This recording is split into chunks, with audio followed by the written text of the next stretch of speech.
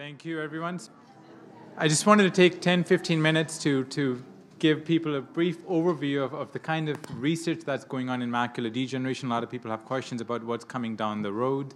We've talked about treatments currently available, so this is the future of macular degeneration. But again, it all comes down to the research, the work being done at the Foundation for Fighting Blindness and the work they're supporting at universities across Canada and the work we're doing at the Hamilton Regional Eye Institute. And I think, research is really what's has brought us here and is going to take us to the next level in terms of better outcomes for patients with macular degeneration.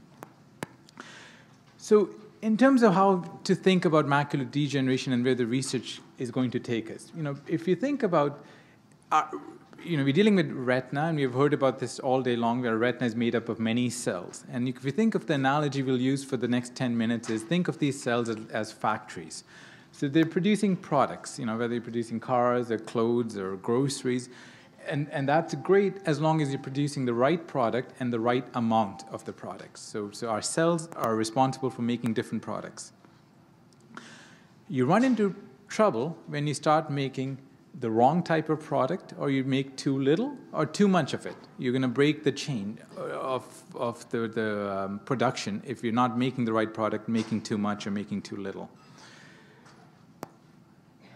If a factory makes too much product, you can help the factory from being overworked and overloaded by getting dump trucks and taking the extra product you can't store and getting rid of it. So that's one way of dealing with a factory that's producing too much product. Well, that's what these drugs do. We talked about these injections our patients are getting on a monthly basis or every 2 months. And the reason is our eyes are producing, our factories, and they're producing too much VEGF. You heard this molecule all day long, too much VEGF molecule. So these drugs basically come and remove the VEGF. They're like dump trucks. They come and take it away from the eye. And then that's how they help our eyes and help with the disease. There is work being done whether eye drops could be used. Can you use a similar compound in an eye drop format to reduce the amount of VEGF in the eye? So to help to remove that VEGF from the eye, but instead of needles, use an eye drop. Clearly sounds very, very exciting. This is something that patients could do at home. And there has been some research done in this. And it's been done in patients with macular degeneration. And what they did was half the group got injections, and half the group got injections along with these eye drops. So you're doing the same thing. You're getting rid of the garbage, or not the garbage, these VEGF compound, but either doing it with the injections or as a combination treatment. And the results were promising.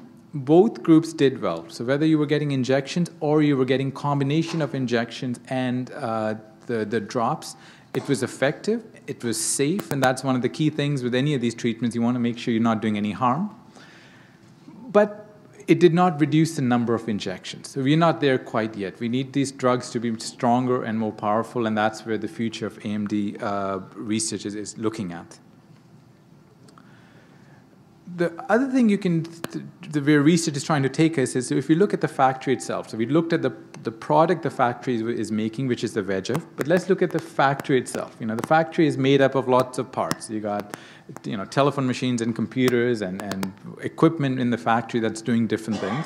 So if you look at the retinal cells and the factory that makes it the retinal cells, you look at the DNA. And we have heard the great talk by Dr. Chaudhary on this. But all of our factories have a DNA, which is a cookbook for any recipe you ever would want to or can think of making. It's got 6 billion base pairs. It's got lots of instructions. So what our retinal cells do is that they just decide one recipe they want to pick and start making that product. So they say, out of that 6 billion options, we'll look at these and start making this recipe for dinner. For macular degeneration, what we're looking at is, can we play with the cookbook itself? Can we have our factories produce more of a certain type of recipe and less of another type of recipe? So we're looking at the cookbook itself. One of the items to look at, or recipes to look at, is this complement 5. So you heard Dr. Carter talk about the complement factor. That's a key factor in macular degeneration. Complement 5 is one of those key factors. And we know that in macular degeneration, cells you produce too much complement factor 5. So one of the ways to try to reduce that, so is again, look at the factory, look at the cookbook, and actually stop the recipe where it starts. So stop making a lot of complement factor C. Reduce the amount of cooking you're doing when it comes to complement factor C, 5. And that's what these drugs are doing. These are little molecules you can inject in the eye, and they will reduce the amount of complement factor that's being produced by the eye. And we know complement factor is not good when it comes to macular degeneration. That's just one aspect. There's other complement factors like complement factor 3, for instance, that's also being looked at. So there's other factors, and this would be relevant for dry macular degeneration. So right now we don't have a lot of treatment options, but treatments like this would help dry macular degeneration patients as well from progression.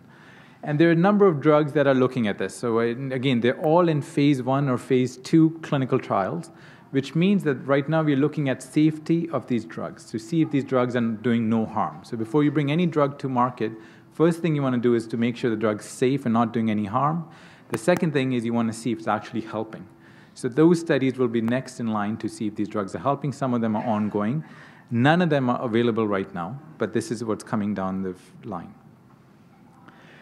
The other exciting thing that's being looked at is how to deliver these drugs. So we clearly right now are the best treatment for wet macular degeneration are these injections given in the eye on a very regular basis.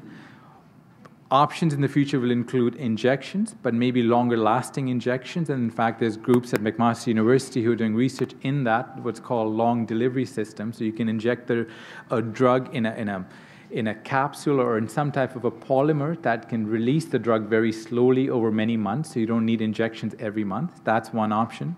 We looked at the eye drop as an option. We know there's something out there already, and there's other things that are being looked at in terms of eye drops. And lastly, there's options with pills as well, in terms of if can we deliver drugs that will effectively work in the eye in terms of pills. So a lot of that is relevant for both dry and wet macular degeneration. But now if we look at wet macular degeneration specifically, this is, I think, where there's a lot of excitement about improvements in what we're offering patients right now.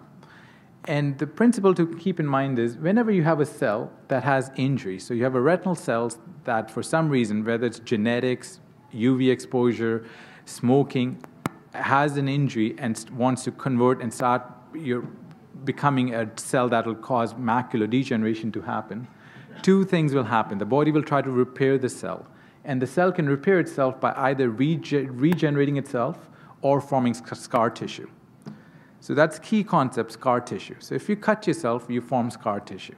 You've seen scars all over, your body if you've cut yourself in or had an accident. Well, same thing happens in the retina. The body heals itself by forming scar tissue. And this is our biggest enemy for wet macular degeneration because our drugs are effective, but they're not effective once you get scar tissue. These injections we inject are effective for the blood vessels, but they don't do anything for the scar tissue. And that's where the next step, I think, of wet macular degeneration, where a lot of research is being done right now, is can we attack that scar tissue? Can we minimize how much scar tissue we are forming in our eyes? And there is drugs out there in clinical trials looking at that, looking at scar tissue and reducing that. Lastly, now this is patients who, we have stopped injections because we don't think it'll help, you have too much scar tissue, or you have the end stage of dry macular degeneration where there's no new blood vessels, so injections will not help. But we basically tell you, sorry, there's nothing we can do. You have dead tissue. We can't bring it back. Because retina is brain tissue. If you cut your nails, they grow back every week. If you scrape your skin, it'll grow back. There's tissues in our bodies that will grow back. Brain tissue does not. By its very nature, it does not. And retina, unfortunately, is brain tissue, and therefore it does not grow back. Stem cells is where that potential comes into play. So these are cells which you can instruct to become any cell. So these are cells that babies have when they're born, and babies start with one cell, and then they get heads and arms and legs and all sorts of different cells from that one initial cell. So stem cells, you know a lot about this. It obviously has controversy around it too, but there's potential for forming retinal cells from stem cells. And some research, so the purpose here would be to take stem cells, make retinal cells from those stem cells, then transplant them in the eye, whether it's through injections or surgery, and help recover vision. So that would be an option for patients who, as of right now, have no options. McMaster University researchers actually started looking at getting stem cells, taking blood from patients, converting those cells into stem cells or the similar potential as stem cells, and then making retinal cells out of that. Because getting stem cells from embryos is controversial and people have ethical consideration. It gets very complicated. But if you can take your own blood cells and make them into stem cells and make new retinal cells, that would be ideal. And that's where some of the new research for macular degeneration is going down, or coming down in the future. So I hope that's an overview of where things are going down in the future. I think there's a lot of excitement, potential, both for dry macular degeneration, for wet macular degeneration. It all comes down to research and work's being done, like I said, with the foundation and institutes across Canada and across the world. A lot of people are doing a lot of hard work to bring us closer to the final treatment that will help all of us. I'd like to end off by, first of all, thanking all of you for coming out and spending half a day with us. All our sponsors, the Foundation for Fighting Blindness, for coming to Hamilton for the very first time, and I hope they're back again. This was a very exciting event. And lastly, the surveys we have done, my research team have handed out. If you can please write your name on them, because we need to correlate your initial survey to the survey at the end of the day, and leave it on the table. We will collect them at the end of the day, and we hope to learn from this and make it for a better event in the future. Last thing actually I want to add is, one of the focus the Hamilton Regional Eye Institute is going to be taking is really engaging with patients, doing more of these patient education forums, and that's a big push I'm having, not only in Hamilton, but I want that to happen in southwestern Ontario at a LIN level. So this was our first event. We have a glaucoma event coming up in November. We have a cataract surgery event planned in January.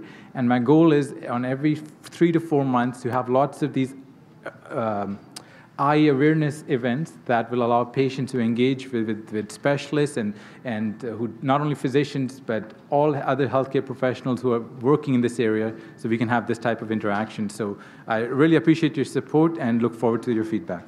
Thank you.